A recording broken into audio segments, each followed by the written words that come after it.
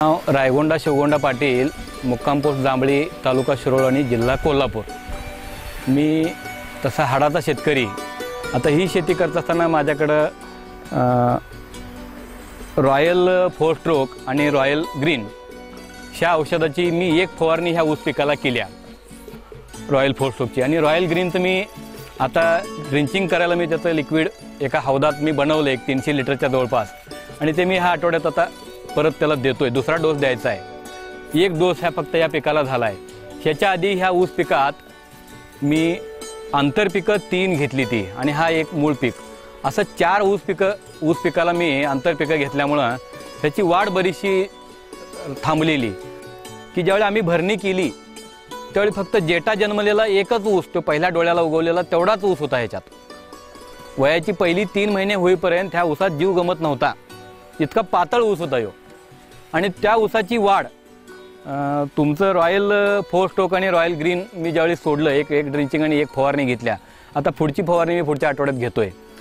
तर त्याच्यानंतर ह्याच्या वाढीचा जो झपाटा आहे किंवा त्याची टोटऱ्याची वाढ किंवा एक पाल्याचं जाडी, ह्या सगळ्यामध्ये बराच फरक दिसून आला आहे।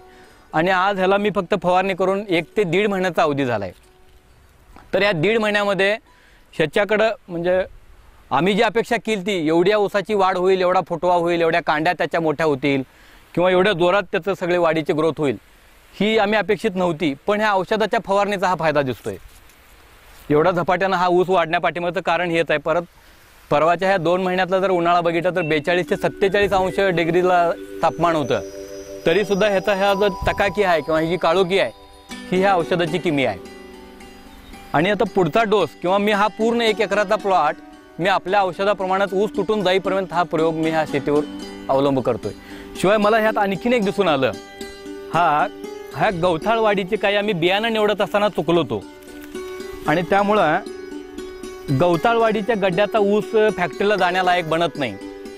पण तो ऊस ह्याच्यात किमान एक 2-3 फुटवे अशा आलेत की नक्की हा ऊस फॅक्टरीला जाण्यालायक बनणार। आता ह्याची वाढ आणि ही गवताळवाडीच्या गड्ड्यात सुद्धा ऊस बनायला लागलेत, ऊस मोठे व्हायला लागलेत। हा एक ह्याच्यातला फरक दिसून आलाय। आणि शो ऊस फॅक्टरीला जाईपर्यंत आमचं एक सरासरी वर्षाचं उत्पन्न 1.5 टनाच्या जवळपास 1 गुंठ्याचं असं आम्ही आतापर्यंत ऊस पिकवतोय।